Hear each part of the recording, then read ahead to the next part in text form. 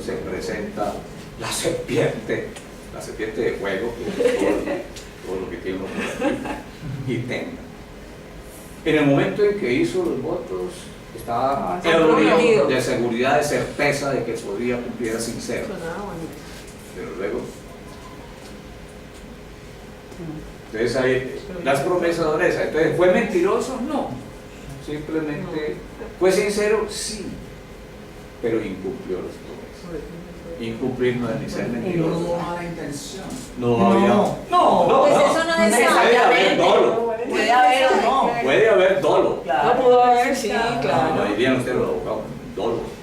Lo hago premeditadamente para engañar, para inducir al otro a error y todas las cosas.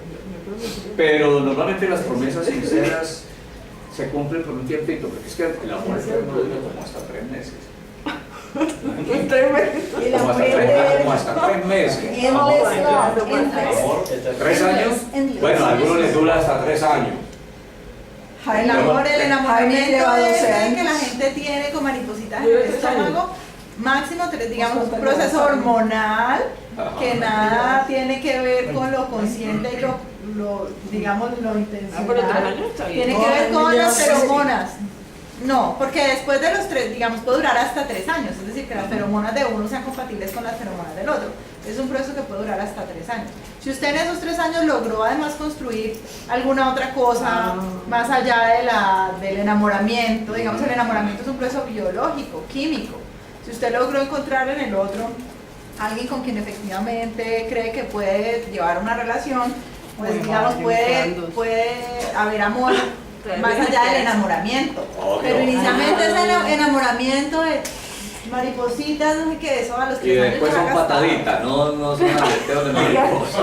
Después son Yo estoy Enamorado. tranquilamente loco enamorado de mis 4 esposas. Es posible. Tú y yo somos de alguna cultura.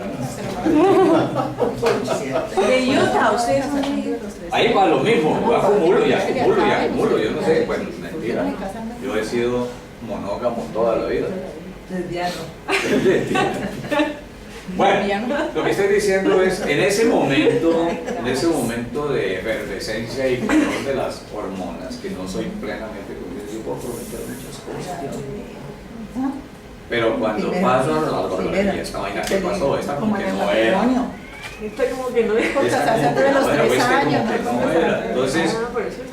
la promesa se hace sinceramente en ese momento, no muy deliberada, no muy consciente. Entonces vamos, orden esto. En los pronósticos, si yo hago un pronóstico, mire, este muchacho, ¿cómo va a perder el semestre?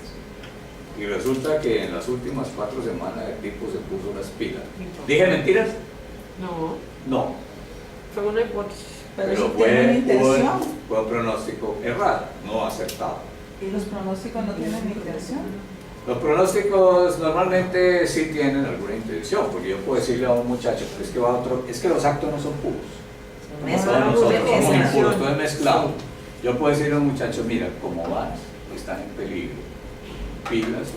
Con la intención de que ponga las pilas. Entonces, claro, yo le estoy dando información. Cancele, Busco detrás de eso que él reaccione, no decirle usted ya perdió esto, sino así como va, por ahí no es la cosa, para que él reaccione. Entonces es una forma de desear que el otro cambie su cuestión y vaya para allá, y esto pasa a convertirse en algo más que la sugerencia. Sugerir algo que es deseable, entonces uno sugiere aconsejable, posible. Entonces, esos son actos de comunicación. Yo represento el estado de cosas, pero estoy buscando, al decir algo frente al otro, estoy utilizando un mensaje. Y la reacción que yo busco en el otro es lo que hace que eso sea un acto de comunicación. ¿Qué negociar sentido? Sí, Samir. Si yo hago el pronóstico sin que el otro está presente o se dé cuenta de lo que yo digo, podría ser solo un acto de significación. Puede ser si tú lo haces para ti mismo, es un acto de significación. Si lo haces delante de alguien más que no es el interesado, están en un debate, un intercambio de información acerca de algún estudiante, a ver si el otro de pronto puede intervenir. Es decir, siempre toda Depende palabra del que contexto. sale de la boca del ciudadano tiene consecuencias energéticas. Porque la palabra es energía. Y eso es un acto de comunicación, en que tenga una consecuencia, o el que el propósito, Pero es que digamos, sea clarísimo. Ahí cuando tú ya Cambias tienes con el frente propósito. al destinatario con alguna Y hablas intencionalidad o sola. algo por el Eso, estilo el otro no. y están negociando sentidos, ahí hay hay comunicación. un acto de Es comunicación. un acto de comunicación. Sí, Y los actos ocurre. de comunicación entonces son como la aserción, La negociación. el pronóstico, la orden, la La promesa. aprobación. Y luego, ya estoy yo aquí en la persuasión. notaría como señor notario y aquí tengo un par de tontos que quieren amarrarse por no sé por cuánto tiempo, hacer un contrato matrimonial. Ellos van y antes de que yo los pronuncie, los declare marido y mujer, que son simplemente contrayentes, pero una vez que yo diga, bueno, los declaro marido y mujer, venga, ya es válido el contrato. Esos son el efecto del que tiene el poder para hacerlo. Hay curas falsos, ya han realizado matrimonios y luego en cuestión de la buena fe se decide que efectivamente tiene validez. Pero si uno es avispadito dice, no, no, de cura, ese no era un cura, Chao. estoy soltero. Nos vemos. Pero es eso, el que tiene el poder. Si yo voy del cura y me confieso y declaro todos mis pecados, él dice, tus pecados te son perdonados, y ahí para arriba estoy libre de todos los pecados, porque el cura que tiene el poder me los perdonó. Fíjense que aquí hay de por medio no solamente, son estados de cosas, y en este caso estados de cosas ideológicas. Porque es el poder. Ideológicas. Culturales. Culturales. Estoy diciendo que efectivamente fulanito vino después de haber matado a 3.500 personas y el cura lo absolvió y ya quedó libre de toda culpa, ¿no? Y tiene validez dependiendo de su ideología también, ¿no? Por eso, el estado de cosas es cultural y dentro de la cultura está lo ideológico. Y lo ideológico tiene que ver con lo religioso, con la economía. Y dentro de cada contexto de estos actos tienen o no tienen valor. Un divorcio tiene valor desde lo legal, pero no desde lo religioso. Por ejemplo. Exactamente. El pueblo lo divorcia, pero Dios no lo divorcia. Dios no, porque yo digo, no, ustedes ya, por Ya eso se la quedó. copla aquella, el cura que me casó no era un cura muy cristiano, porque el nudo que me echó fue puro nudo de marrano. Bueno, el matrimonio en la iglesia católica es indisoluble, ¿no? Que ante la ley no tiene efecto, antes los tenía. Matrimonio religioso, inmediatamente la misma parroquia pasaba a la notaría o lo que fuera, el dato de esto está casado. Ahora, como hay separación de iglesia y Estado, entonces tiene que... Tiene que la persona llevar el acta de matrimonio para que se arregle. Bueno, ¿qué más hay? Esos son actos de comunicación en ese La caso. persuasión. Bueno, la sugerencia, la persuasión, todo eso que tiene que ver, la orden, la persuasión, la sugerencia, son niveles en los que yo voy a influir en el otro. El consejo y todo lo demás tratando de influir en el otro. Pero solo la orden tiene consecuencias de efectos en la acción del otro. Si yo asumo todas las circunstancias, es decir, cada acto de esos tiene unas características para que pueda ser un acto feliz, es decir, que se pueda cumplir. Si yo tengo objeción de conciencia frente a mi general que me manda a fusilar a alguien, digo, no lo fusilo y no le cumplo la orden, puede que me sigan consejo de guerra, pero yo tengo objeción de conciencia, no la cumplo. Para mí prima mi conciencia sobre el escalafón o la estructura militar. Pero me sigue el consejo de guerra o algo hasta que pueda justificar que efectivamente yo no voy a matar ni siquiera una lombriz californiana. Bueno. Y los actos de texturización es todas esas pendejaditas que hace uno cuando está contando una historia, cuando está desarrollando un artículo, cuando está haciendo todas las cosas. Por ejemplo, si yo estoy escribiendo un artículo, lo parto en tres partes: una introducción, un desarrollo y una conclusión. Cualquier cosa de esas que uno escriba normalmente tiene una introducción, un desarrollo y una conclusión. En la introducción, en ese primer gran acto de textura, textura quiere decir de armar textos orales o textos escritos. En ese primer acto de textura yo puedo decir, arranco con una anécdota. En mi estilo, soy yo el que está escribiendo. Pues, una anécdota. Yo no sé si yo les mandé a ustedes abra la boca, ¿no? Sí. Sí, sí. Bueno, abre la boca, hable con unas bobadas. Sí. 3 cuadros de la vida real, no sé qué, esto y esto, es una forma.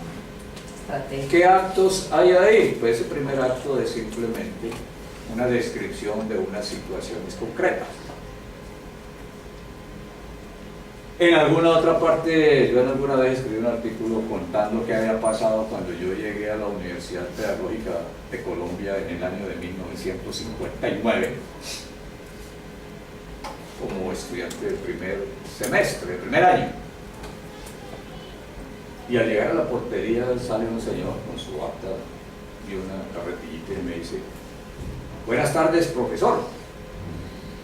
Yo inmediatamente miré para todas partes, no había ningún proveedor, el único que estaba ahí era yo, porque no había más remedio que aceptar que estaba dirigiendo a mi profesor, un muchacho de 17 años, llega a la universidad, lo llama, pues hasta ahora, ¿qué es?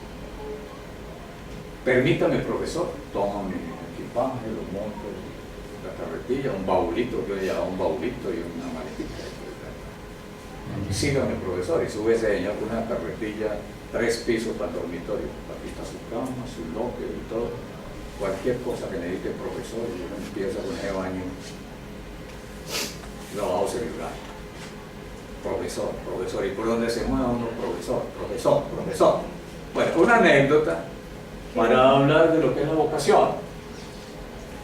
La vocación no es hacer lo que a mí se me dé la gana, simplemente, sino aquello para lo que me llama la vida. Y yo no tenía más para dónde coger sino para la Universidad Pedagógica. Yo cuento esa anécdota, y mire, lo que yo quería hacer ni siquiera sabía qué era lo que quería hacer, pero en esta circunstancia pues te empieza a hablar, luego a desarrollar, pero eso es texturización, tomar una anécdota para de ahí empezar a hablar un poco de bobada. O puedo ser más serio, decir, en este artículo, o en este libro, o en esto, busco, o se busca, porque algunos le tienen miedo a decir yo. O hay quienes dicen, eso no se hace nunca. Por no hablar en primera persona. Por ahí no se puede hablar en primera persona. ¿Por qué hacen eso? Porque dicen que le resta seriedad y Yo tampoco. felicidad. Eso me fastidia. Sí. Porque no se puede hacer eso. Sí. Yo tampoco, pero esas son prácticas culturales de los escritores que creen que sería dárselas a uno de mucho café con leche, escribir en primera persona. ¡Ay, tan distinguido el mico! Es como en Y eso que no te he hablado del nos majestático. ¿Sabes qué es eso? No, yo tampoco. Majestático quiere decir ese tono que se daban, por ejemplo, los obispos. Nos, Monseñor Tito Nelson de Oviedo y Acevedo, declaramos que ese nos, eso es majestático, la majestad, el poder eclesiástico en acción. Muy grande. Y entonces los otros quieren ser humildes o hacerse creer humildes, que también es parte de... Ese es Y entonces le dice, usted no hable en primera persona, siempre diga se, utilice la voz media, que es esa, el se, La voz pasiva. Sí, la o la media. voz pasiva, pero la voz pasiva En inglés la voz pasiva, no en es español tan la voz utilizada como el se. media. En español no. Ah, ya no soy eso. No tanto la fácil. Eso es textualización, es escoger una serie de artículos. De esto que voy a hacer aquí, ¿qué es? Una definición. ¿Qué es lenguaje? Lenguaje es, ¿qué es pecado mortal? Antes que Ya. en la hora que mencionó, en una de las clases de comunicación oral se usó el término su excelentísimo. ¿Qué da o que no sé ni qué preguntar. Una manera de... ¿Quién da ese título? ¿El que habla o el que se lo ganó? La práctica cultural de las relaciones de poder. Lo que sería Mismo señor presidente de la la República. urbanidad. Y entonces en Claro, Colombia, yo no sé si en Que otros no le van países a decir, también, ve. establecen una jerarquía Exacto. social, el poder religioso, el poder político. Entonces, al presidente había que dirigirse como excelentísimo señor presidente. A los señores, estos bandidos del Congreso y todas las vainas, honorables, Honorables miembros del a los obispos, su excelencia. Y no solamente era decirle su excelencia, sino que siempre salía un señor alto, barrigón, con una bata acá, un Cristo como de 18, 20 y pico quilates, como de 10 toneladas, un Cristo acá, una cadena de oro, un anillote así, y le extendía a uno la mano así para que la besara. arrodillara y le besara la mano. Hay una cuestión. Su excelencia. Si es un cardenal, su eminencia. Entonces hay formas de tratamiento establecidas para esa jerarquía Su social. merced, si es importante. Yo me Su explico. merced, comparación. Ah, su merced, pero ¿de qué estamos hablando? Su merced. Su merced también es un merced. Sí, claro. Hay una cuestión cuando Bill Clinton se hizo presidente, él es católico. ¿Quién? Bill Clinton, el presidente de Estados Unidos, y cuando fue a saludar al Papa, para que sus seguidores, dijeron los críticos, no fueran a pensar que iba a estar su presidencia influenciada por la religión católica, cuando hizo así, él le hizo así. Dice que era forma de demostrarle a su pueblo que él no iba a estar bajo la religión católica. Pues mira, todos esos son formalismos, son rituales de todas las culturas. Por ejemplo, si yo voy a presentarle una persona a alguien, no voy a Pedrito, este es el rector de la universidad. Tengo que decir, señor rector, presento. Hay ciertos mecanismos. Y en esta cuestión del ¿De brazo, mayor a menor? De mayor a no menor. le presenta el menor al mayor. El menor al mayor. Entonces aquí viene, te lo voy a presentar y te digo, señora jefe del departamento, le presento a Rocío Manzano. Entonces así yo puedo decir, mira, Anita, Claro, sí, siempre me dicen, o no, mire Rocío, esta es Dianita, la jefe del departamento. No, hay cierto ritual. En los gestos, en el lenguaje corporal, si yo voy a saludar a alguien, yo que me considero de tengo poder, pongo la mano por encima del brazo del otro. Te presento. Pero normalmente aquí la gente se anticipa y suaque me ponen el brazo primero ellos. Entonces yo, mucho gusto. Esa es la proxemia, que es la distancia que se debe guardar. Que aquí no se En el Que puede. aquí es muy cercana, pero en Estados Unidos, en Europa, La gente se echa para atrás. Ah, sí, así.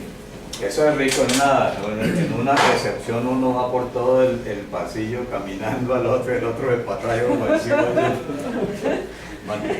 Son rituales. otros son muy así. Sí, La forma de me tocó. No, pero me parece Eso, hay un lenguaje verbal que es su excelencia, su eminencia, y el otro es la sinergia, ¿verdad? Sinergología. ¿Y eso qué es? Lenguaje no verbal. El lenguaje no verbal, el lenguaje corporal. Body language. Para lenguaje. Adiós.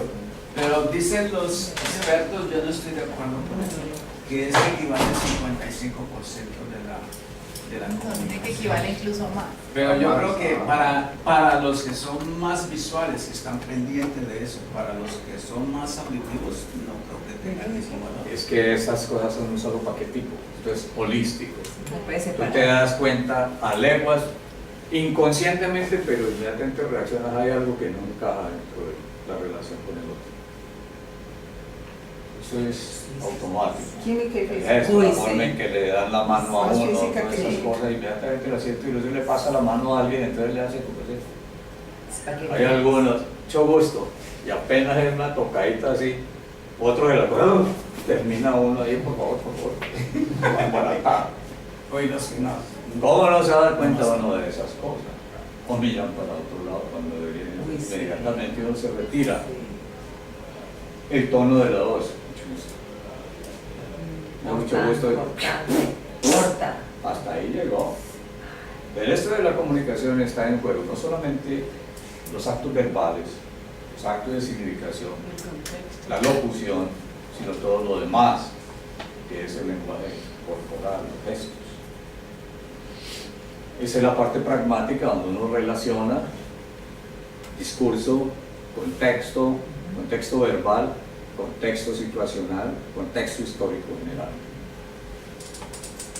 Y uno asume la comunicación Los silencios. con lo que llamamos la carga actitudinal, y eso no se puede esconder. ¿Con quién hablo? ¿De qué hablo? ¿Cuándo? ¿Dónde? ¿Por qué? ¿Y para qué estoy hablando? Todas esas cosas están en juego en la dimensión de sentido. Todo.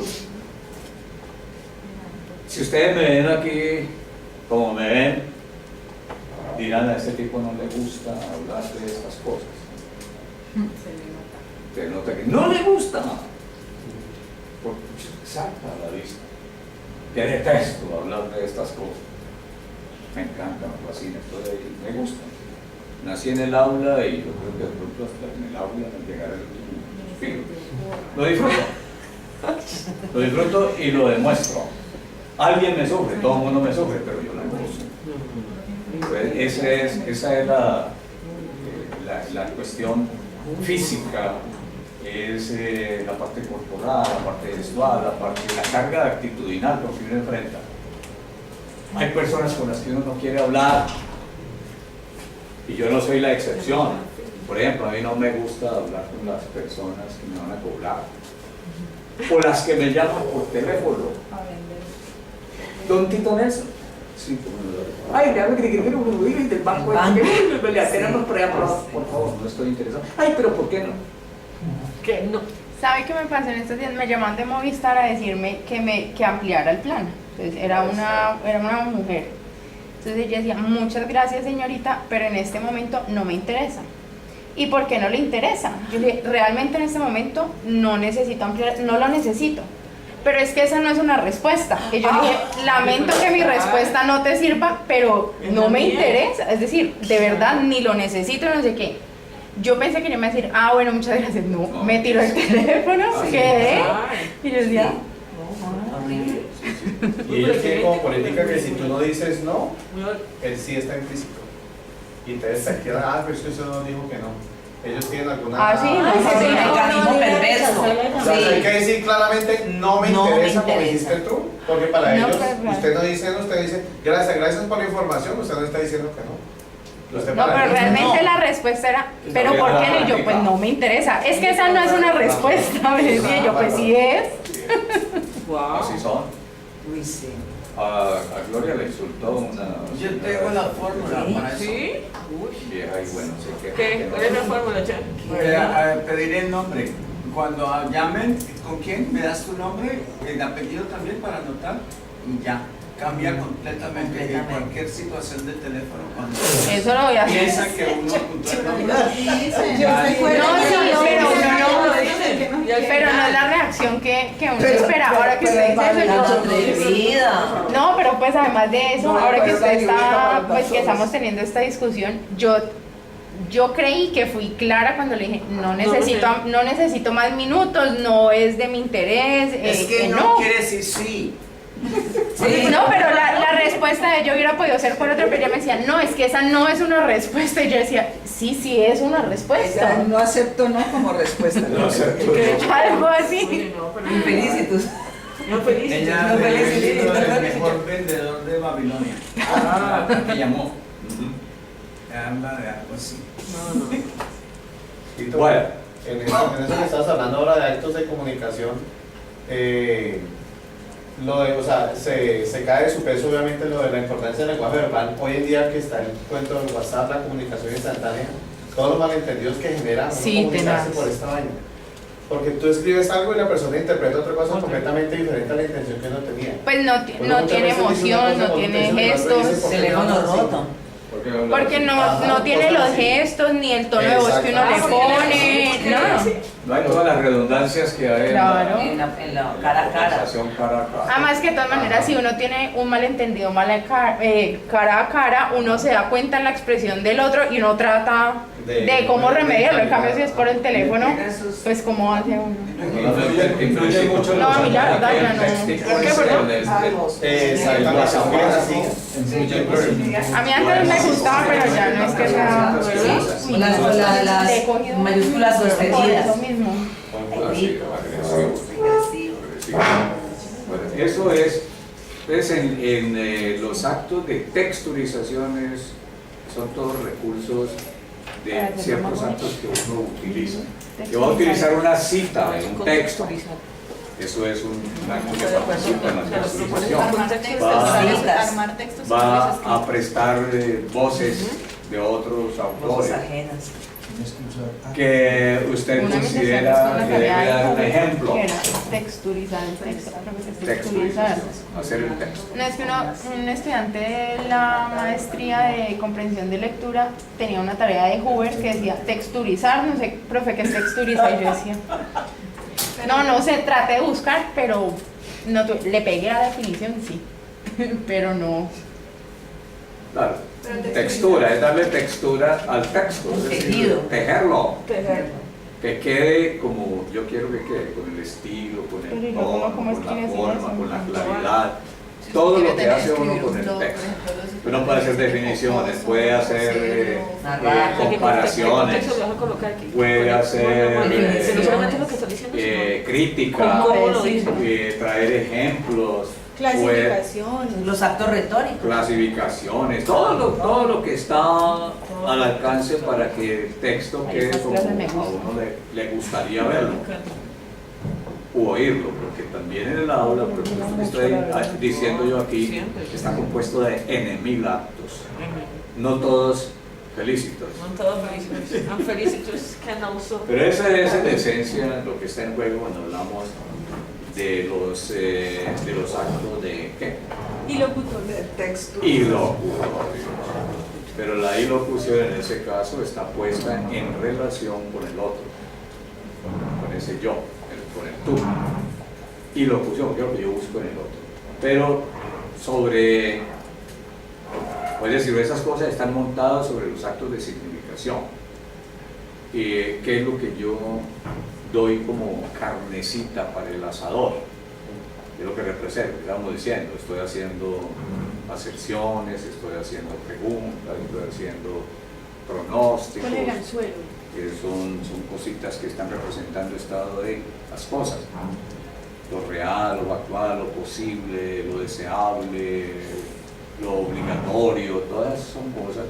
Y Rocío hablaba en relación con esto de algo que es supremamente importante, especialmente para las modalizaciones.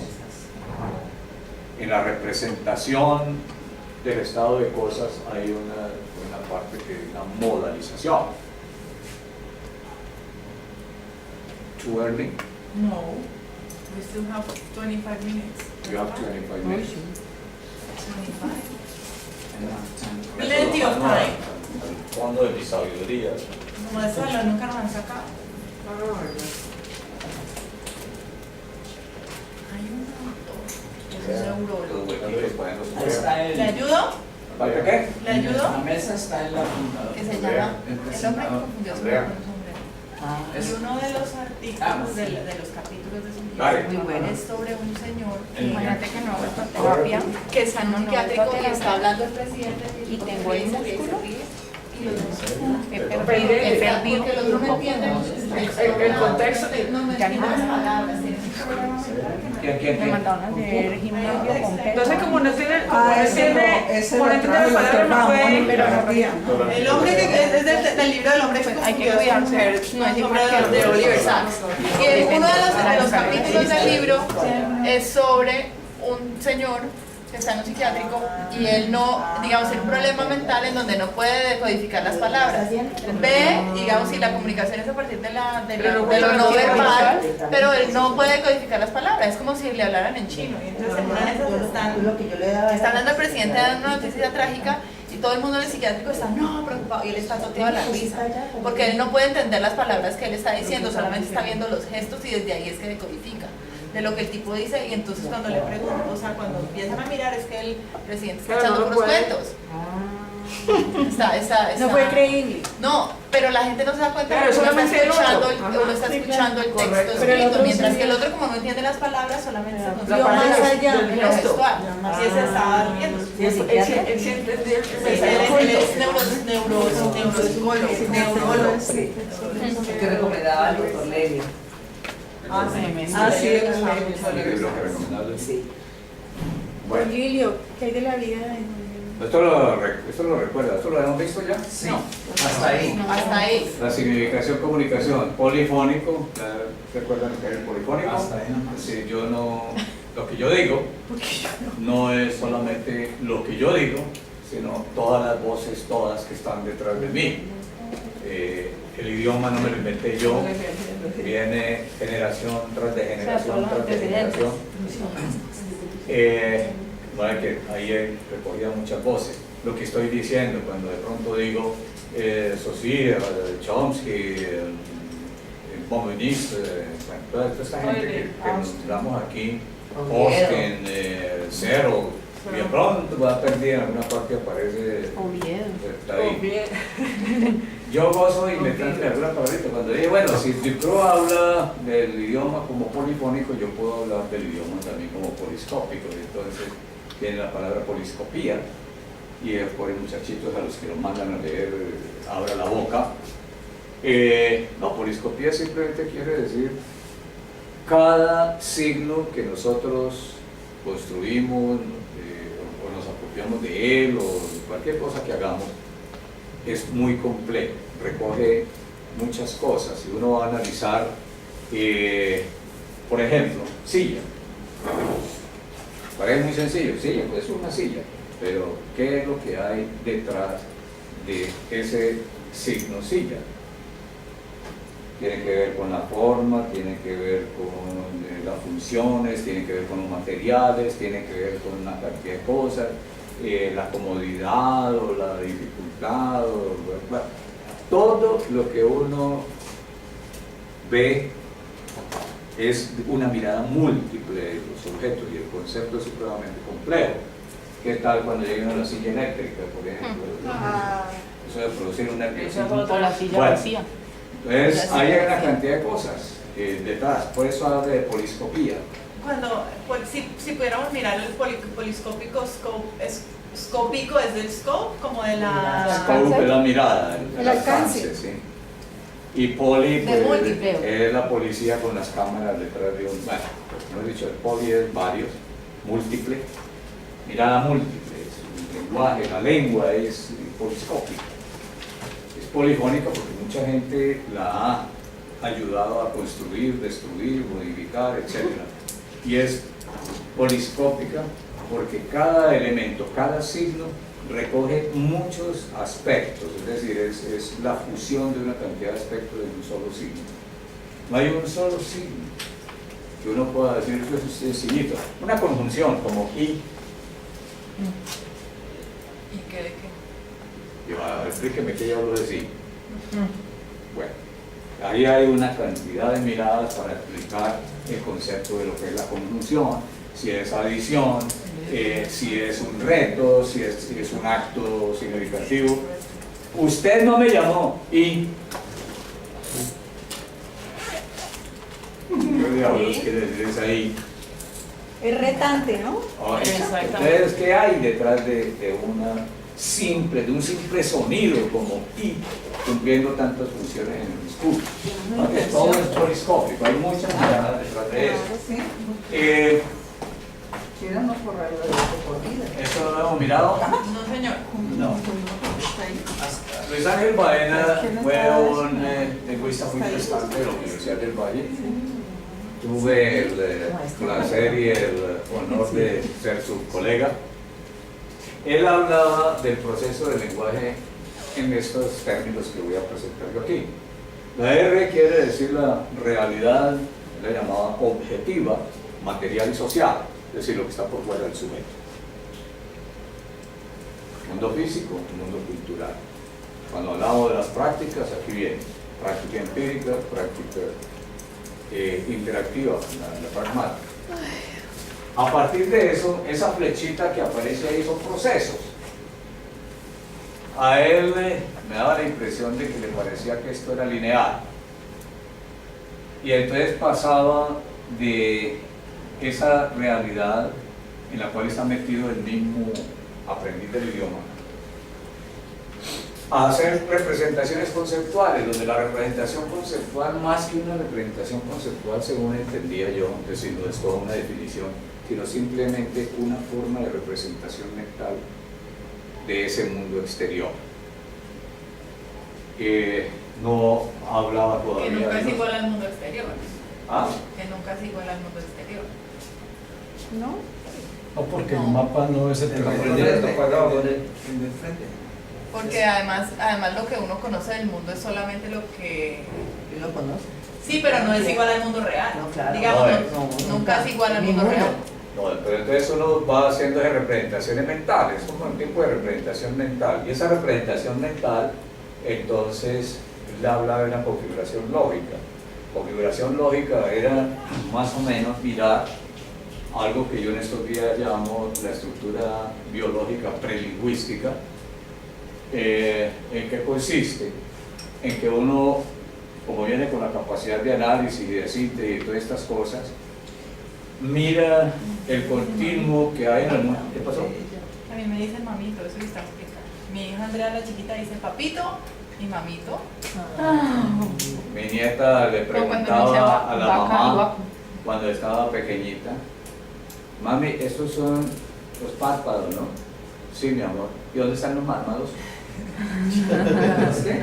Los mármados. Si estos son los párpados, claro, es una asociación Sí, con mamá, mamá, papá. mamá, párpado. ¿Dónde están los mármados? Entonces, es la sensibilidad por el lenguaje Sí. que viene en los genes. Claro, Es genético. como algo que ¡pum! La rompes. Sí, eso es genético. Agrandotó, el puente tiene agrandotó. Ah, era la hija de Baena, la menor, Catalina. Estaba pequeñita, iban de viaje para Pereira, contaba Baena, y saliendo en el puente del río Cauca, la niña mayor dijo: ¡ay, qué puente tan grandote, tan grandote! Y entonces Catalina dice: ¿quién lo grandotó? Claro. Tiene agrandotó. Toda la cuestión de la responsabilidad, siempre habrá un agente responsable de las cosas. Bueno, la configuración lógica tenía que ver con esas representaciones de esa realidad en términos de agente, de paciente, de una serie de causa, de efecto, etc. Otro proceso era convertir eso en contenido semántico, configuración semántica, lo llamaba él. Tenía representación conceptual, que era más o menos una representación mental de las cosas, una configuración lógica que ya empieza a organizar en términos de relaciones entre los diversos objetos y los eventos que se están dando, y eso conduce a una configuración semántica, es decir, a un contenido asociado con lo que está viendo la gente. Esa configuración semántica entra en otro proceso que el último desarrollo que él tenía incluía el discurso. ¿Qué entendía por discurso Baena? Realmente lo mismo que estoy entendiendo yo 30 años después. ¿Qué entiendo por discurso? Nada menos que Lo que no dice. lo que subyace a lo que uno dice. La intencionalidad. No sale aquí, pero así. A ver, todo lo que yo he aprendido, toda mi visión del mundo es una estructura cognitiva en movimiento en mi mente. Es una representación mental. Esa representación mental es mi discurso, que es muy complejo. lo que yo sé por mi interacción con la vida cotidiana, con mi familia, con los vecinos, con el barrio, con el pueblo, con todo eso va quedando en mi cabeza y da vueltas. Eso es el discurso. Y la forma que toma ese discurso cuando necesito comunicarme con alguien es lo que llamaría texto, y lo que está por debajo del discurso. Y lo que yo saco a flote no es todo mi discurso, es una selección, una partecita de todo eso que está dentro de mi cabeza. Hay cosas que diré, hay cosas que no diré, dependiendo de con quién estoy hablando, dónde, con qué propósito y todo lo demás. Pues mi discurso, en lo que estamos diciendo aquí, es el contenido de mi texto que está por encima. Eso hace que yo pueda hacer variaciones, pueda empezar, volver a empezar, darle la vuelta, no por ahí, no, perdón un momentico, lo que yo quería decir era, ¿sí? Porque está en juego todo ese proceso mental que es el que hace que se vea la puntica del iceberg, que es el texto. Porque su discurso es mucho más grande que eso. Es como todo Sí, un claro, mapa. profundo. Claro.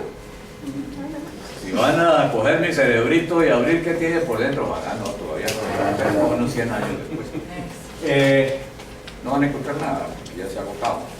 Pero en la mente, que no sé dónde está, insisto en eso, hay en esa nube, hay una cantidad de información, de datos, de pensamientos, de dudas, de cosas debidamente estructuradas, de otras que apenas están estructurando, y otros ruidos que no sé qué son, pero que me inquietan para tratar de incorporarlos en lo que es mi discurso.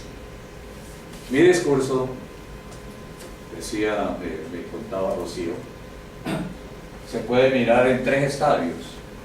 Uno, cuando yo no sé qué es lo que me pasa en la cabeza, pero hay algo que me da vueltas por allá, en caos, en ebullición, está hirviendo y a veces es que lo tengo en la punta de la lengua, como que no sé qué es lo que quiero decir. Luego viene ya un discurso en elaboración, pues ya se pasa de esa ebullición, de todo escándalo que uno no sabe qué le pasa, el ruido que hay en la cabeza, a tratar de convertirlo en ideas más concreticas. Vienen hipótesis, vienen preguntas, vienen dudas, va y viene, corrige, amplía, en la cabeza de uno. Y le da forma lingüística porque es la mejor manera de estructurar todo el conocimiento. Y luego, hay un momento en el que uno ya puede salir al aire como estamos haciendo aquí. De pronto tengo cosas que yo puedo decir, las digo como las tengo elaboradas. En algunos casos tengo que apelar a textos memorizados, y en mi discurso articulado, ordenado, que es tan bonito que yo produzco, puedo incorporar trozos, selecciones de cosas que están memorizadas y fosilizadas ahí también. Pero es un discurso ordenado, organizado. Entonces eso es lo que ocurre con el discurso, y eso es más o menos lo que veo yo que tenía Baena allí en mente y nunca lo alcanzó a desarrollar.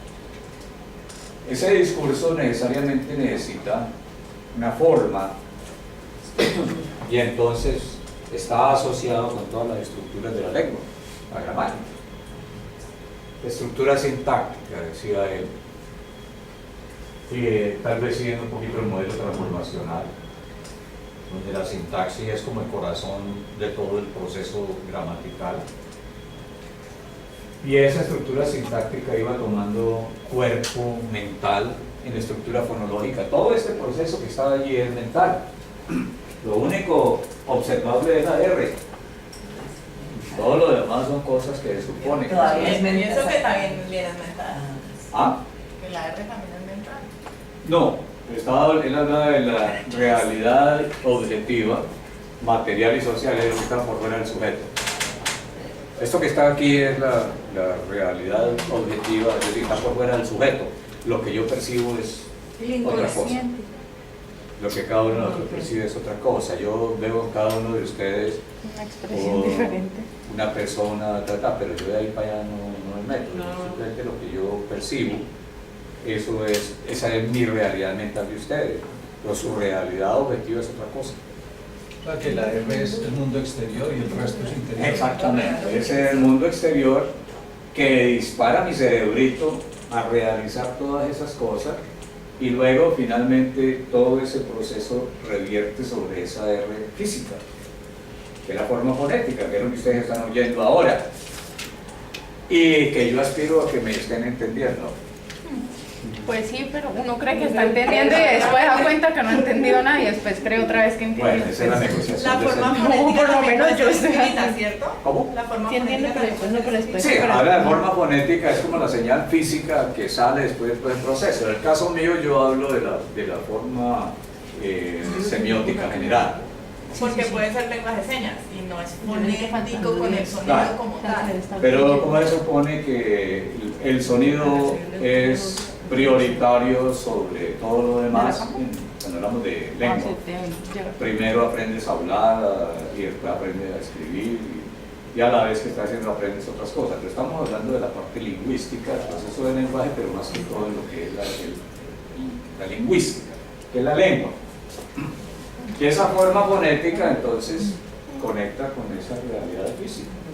Nosotros nos vemos aquí como unas personas que estamos en el aire, hay una serie de señales acústicas que están funcionando. Esto es parte de la realidad objetiva. Lo que hay por dentro de cada una de nuestras cabezas es otra cosa. Esa es otra realidad. Bueno, a las 6 debo marcharme. Me pueden descontar unos minutos. Continuaremos.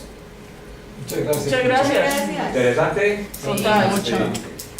Siempre. Es difícil de entender, pero sí. Bueno, Sí, poco a no, poco, no, es poco a sencillo, poco pero- mirando, ustedes van leyendo estas cosas más simples, pero relacionándolas con eso más complejo y se dan cuenta de que A mí me son hace más bobadas. consciente de lo que hago. Se dan cuenta de que Eso, esos eso. textos tan complejos no son tan complejos. No, no, no. A la hora de Y la que el verdad, resaltado es hay- chévere. No, pero es como la forma en que se lo explica, porque No,